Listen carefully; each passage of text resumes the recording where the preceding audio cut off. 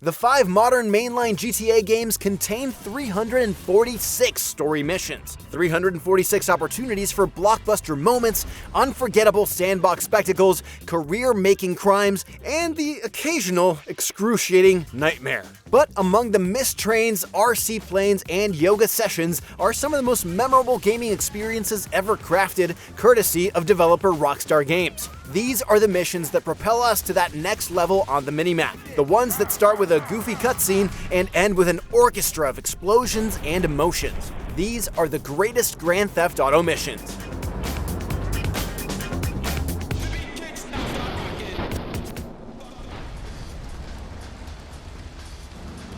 The first moments of Grand Theft Auto 3 are among the most impactful in gaming history. The scene is set in just 5 short minutes, an opening credit roll accompanied by a jazzy piano, a bank heist and betrayal, and an armed convoy attacked on a dark and stormy night in Liberty City. After protagonist Claude is inadvertently freed from his prison transport, fellow escapee 8-Ball gives us our inaugural GTA mission, the first of many, many more to come. Truth be told, Give Me Liberty is incredibly simple. Now trapped in Portland, you and 8-Ball simply drive to a safe house, then drive to Luigi's. There's no real challenge, but as an onboarding experience, it's hard to overstate just how important a first mission can be. Similar titles of the era, such as Driver and Stuntman, were infamous for brutal tutorials that either bored the player to death or frustrated them to the point of quitting. And it's not hard to imagine a world where GTA 3 forced you to do slaloms and handbrake turns in a parking garage before letting you loose in the sandbox. Give Me Liberty couldn't be more different, with moody shots of the city establishing a cinematic atmosphere as hazy headlights smear through pouring rain punctuated by flashes of lightning. The vibes are frankly immaculate, especially when experienced on the original PS2 hardware, perfectly setting the tone for what GTA would become. Okay. Museum Piece, like many GTA missions, begins with the protagonist being chewed out in a cutscene. After some heated words between Nico Bellic and mobster Ray Pacino, Nico agrees to sell $2 million worth of stolen diamonds in exchange for Ray's help locating Nico's former comrade in arms, Florian Kravik. It's a fairly standard pretext for some fun criminal action-adventure, but this one is special for 2 reasons. The first is the setting. Unlike a typical back-alley exchange, Museum Piece takes place at, you guessed it, a museum.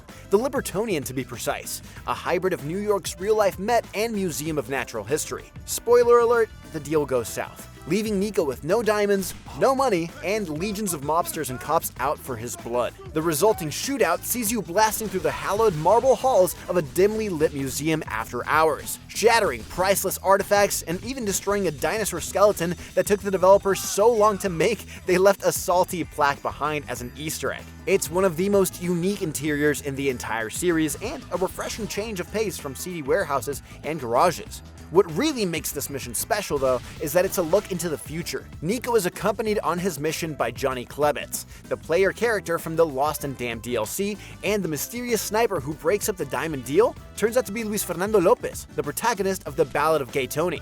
All 3 stories converge on Museum Piece, and in their respective expansion packs, we get to see how the deal goes down from Johnny and Luis's point of view. One mission, 3 different perspectives. Sound familiar? Switching characters would become a key part of the Grand Theft Auto formula beginning with 5, but Museum Piece pulled it off first. Hey, cool. Who are you to break into the place, eh? If there's one word to describe the missions in GTA San Andreas, it's variety. CJ's wild journey from his mom's old house on Grove Street to Mad Dog's mansion in Mulholland sees him racing go-karts, robbing houses, stealing farm equipment, waging war with remote-controlled toys, flying cross-country to Liberty City, and much, much more. There's so much diversity and possibility within San Andreas that it can even incorporate completely different genres. Case in point, Black Project, in which CJ all but straps on a bandana for some Metal Gear-style tactical espionage action. In a scene straight out of Ground Zeroes, which wouldn't appear for another 10 years, CJ finds himself infiltrating a top-secret military base on behalf of the Truth, a zonked-out old hippie with a psychedelic van who does Tai Chi on the back of derelict airplanes. The Truth is one of the best quest givers in the entire series. A hilarious throwback to the days before social media, when conspiracy theories were the realm of harmless kooks instead of algorithms designed to destroy our shared concept of reality. He sends CJ to the fabled Area 69, where the government is keeping a classified black project under lock and key. Solid CJ has several options. He can shoot out some searchlights to sneak past guards, or just snipe them from afar. He can open the base's blast doors or crawl through a ventilation shaft to gain entry. Once inside, he has the option to disable the facility's defenses to make his escape easier, or just run and gun with reckless abandon until he reaches the prize: an ultra-classified, state-of-the-art, $60 million jetpack. Carl Johnson soaring out of Area 69 with rockets strapped on his back as soldiers try to shoot him out of the sky might be the peak of the series' silliness, a glorious monument to the weird and wonderful wackiness of the 3D era games. Frankly, it's hard to top, which is why Rockstar might have dialed things way back in GTA 4.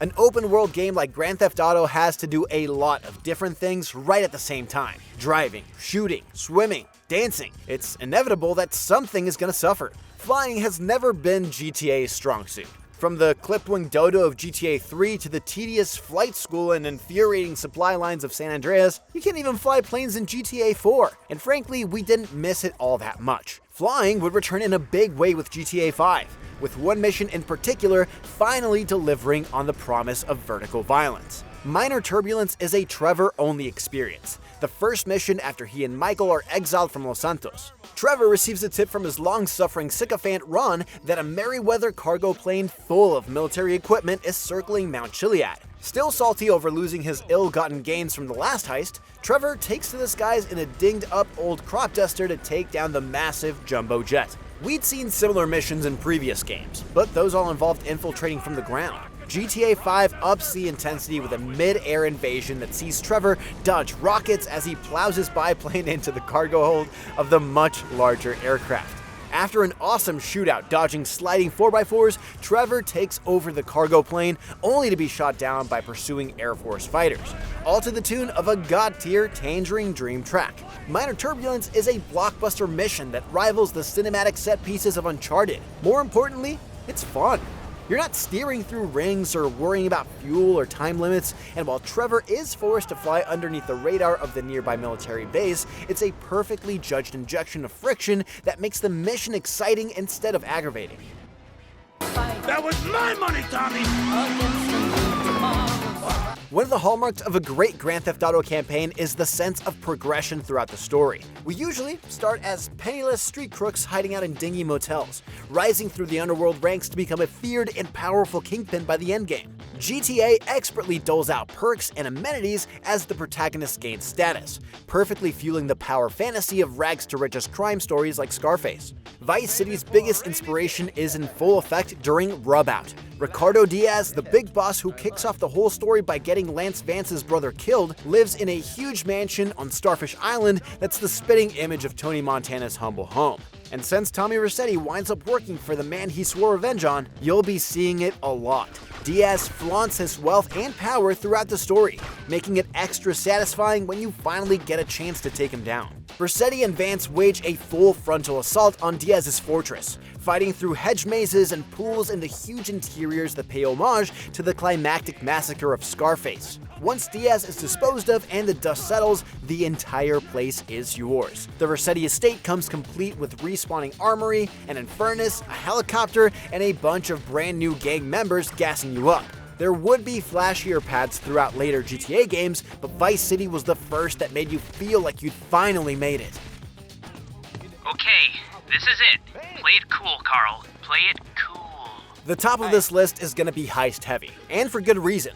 A great heist is the essence of all that is GTA. Big, brazen crimes, outrageous objectives, and open-ended improvisation when things go wrong. There had been heists in Grand Theft Auto before breaking the bank at Caligula's. Vice City had a similar quest chain to rob the Corrupto-grade bank, but this was the first one that felt truly huge. San Andreas, released just 3 years after Ocean's 11, ushered in the modern era of heist films, and the game aimed high with a similarly spectacular casino job that set the bar for future generations. After Woozy makes CJ a full partner in the Four Dragons Casino, they decide to take out their biggest rival, Caligula's, by robbing it blind. Setting up the job requires a variety of diverse objectives before things get underway, all of which CJ has to handle by himself. He has to woo and date a Caligula's employee in order to obtain her keycard in exchange for a cut of the profits, steal 4 police motorcycles and an armored car, sneak into a city municipal building to snap some photos of the casino's blueprints, and sabotage a giant dam to cut the power.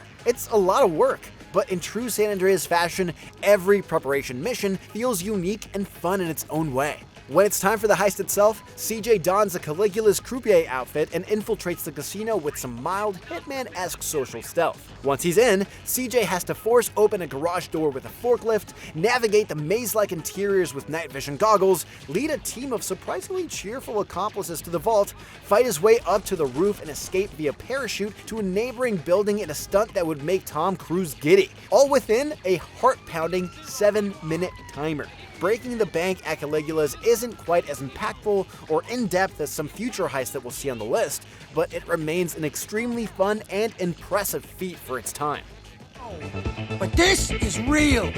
I need you. Real.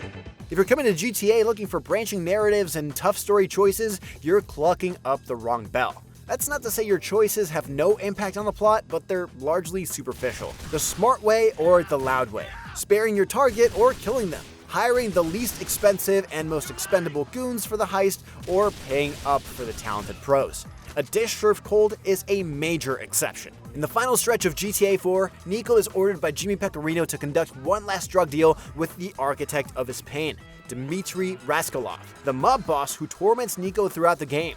Nico can take the deal at the behest of cousin Roman, begging him to leave revenge and bloodshed behind and start a new life. Or if the pull of vengeance is too strong and you don't need the 250 grand, you can blow the deal and claim your retribution. The latter, and probably canonical choice, leads to a dish served cold, in which Nico wages an intense assault on Raskolov's cargo ship and puts an end to their beef permanently. It's a fine mission, but it's the repercussions that matter. If you ignore your inner demons and make the deal, Raskolov assassinates Roman on his wedding day. If you give in to your anger, Kate McCreary, sister of Packy and potential romantic interest who desperately seeks to escape the cycle of crime and violence, is killed in the crossfire of a Pecorino drive-by.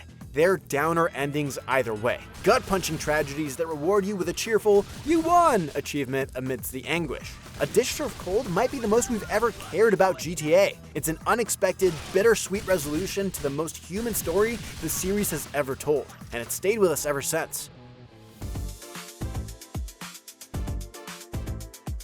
Not every GTA mission can be a thrilling, epic crime adventure. Sometimes, especially when a campaign is just getting started, they're about getting to know the characters better, exploring a location, and just existing in the world while doing crimes and making a little money. Few missions capture this hangout vibe better than GTA 5's Hood Safari. Shortly after the game unlocks all 3 playable characters, Trevor barges in on Franklin as he's having doubts about his future with the Chamberlain gangster families. Eager to get to know his new pal better, Trevor insists on accompanying Franklin, Lamar, and Chop on a drug exchange with the rival Ballas that takes them back to an extremely familiar territory. Returning to the iconic Grove Street cul-de-sac a few in-game decades after Carl Johnson's journey began in San Andreas is a masterful callback.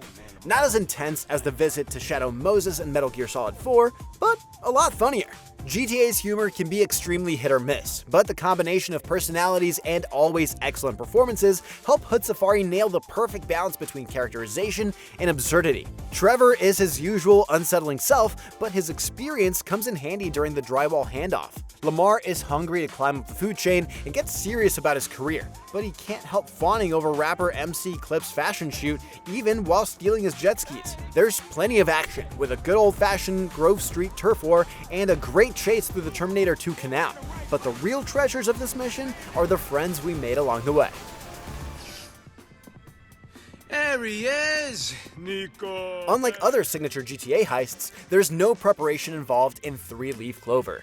No tailing at PCs for intel or stealing a getaway car in advance, just a text from Packy McCreary telling Nico to put on a nice suit for a big job. The gang takes over Bank of Liberty in Chinatown, but the mission goes south when a hostage who clearly peaked in high school takes out one of the crew while the others are busy blowing the vault. They said catching that pass in my high school championship football game was a bad idea. We told you not to fuck with us! A massive police response swarms on the bank as you battle your way out through the streets of Algonquin with $1 million worth of cash stuffed in your duffel bags.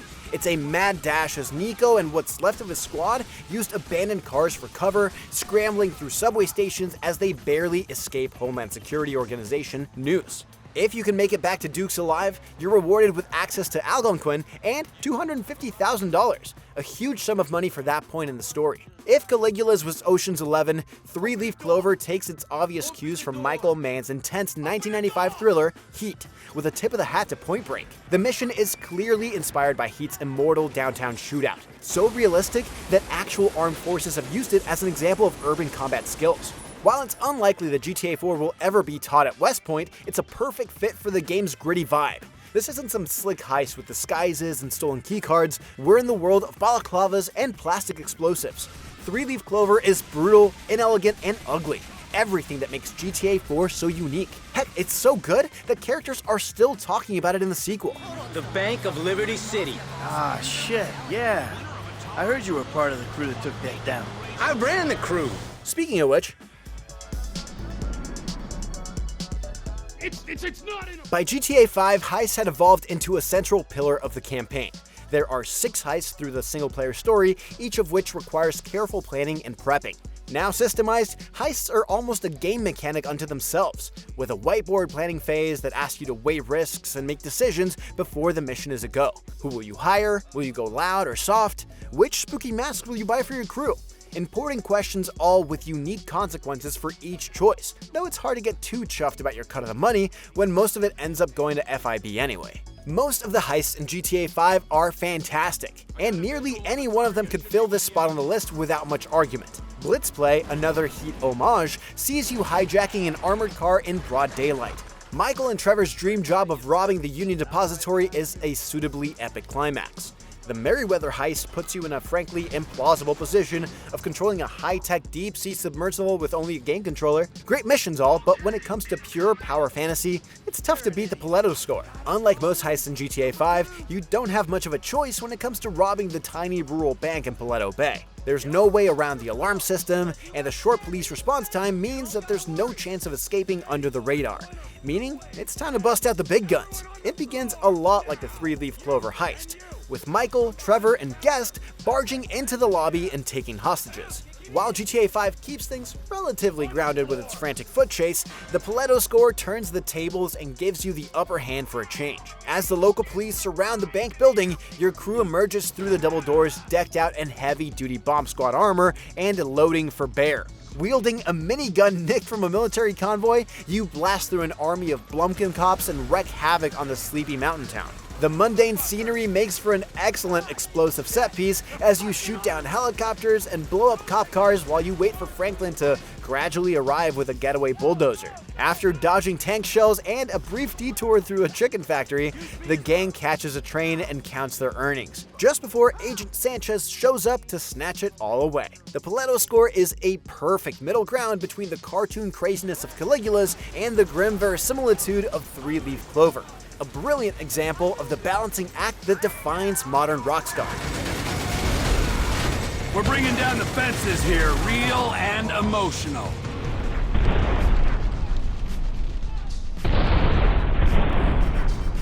GTA campaigns can be long. Between all the cutscenes, travel, and quest givers who just love stringing you along with tedious busy work, by the end of any given game, you're usually more than ready to roll credits. That's why it's so crucial for GTA to stick the landing and deliver excellent finales, which the series delivers more often than not. The big heist, the ultimate revenge, the culmination of hours and hours spent grinding your way up the criminal food chain, a great final mission doesn't leave you spent and ready to move on to the next game. It revitalizes you and hypes you up to free roam throughout the post-game in the city you now rule. There have been some excellent final missions throughout the franchise, but they've never really reached the same heights as End of the Line.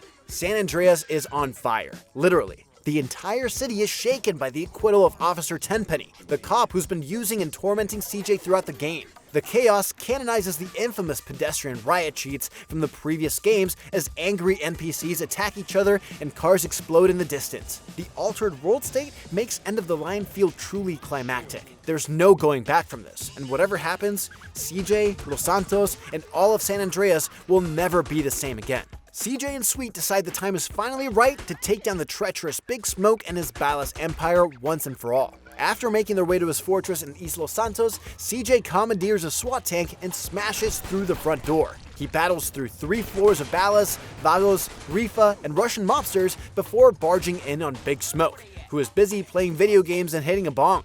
CJ takes him down only for Tenpenny to spoil the moment, forcing CJ to shoot his way back down the burning building and chase after the crooked cop, who was fleeing in a massive fire truck with Sweet dangling from the ladder. Bombastic, brutal, and big in every sense of the word, End of the Line is the ultimate catharsis after 45 hours of grinding your way up from Grove Street. In clearing a huge game like GTA San Andreas, you share in CJ's sense of accomplishment and closure when Smoke and Tenpenny take their last breaths. And as the group gathers to celebrate and discuss their plans for the future, CJ steps out into the hot Los Santos night alone, eager to hit the block and see what's happening. The mission might be the end of the line for the San Andreas story, but for Carl Johnson and us, the whole world is now our oyster, and the journey is just getting started. It's one of the best last levels of all time, and in our estimation, the greatest GTA mission ever.